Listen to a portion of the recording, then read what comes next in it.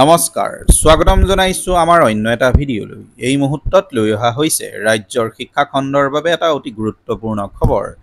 ৰাজ্যৰ প্ৰতিজন শিক্ষক কৰ্মচাৰীৰ বাবে অত্যন্ত সুখবৰ এইখিনিতে এটা বিশেষ অনুৰোধ বৰ্তমানলৈকে যদি আমাৰ চেনেলটো সাবস্ক্ৰাইব কৰা নাই তেন্তে অনুগ্ৰহ কৰি চেনেলটো সাবস্ক্ৰাইব কৰি কাষতে থকা বেল আইকনটো প্ৰেছ কৰি অল কৰি ৰাখিবলৈ নাপাহৰিব আহক আজিৰ ভিডিঅটো আৰম্ভ কৰো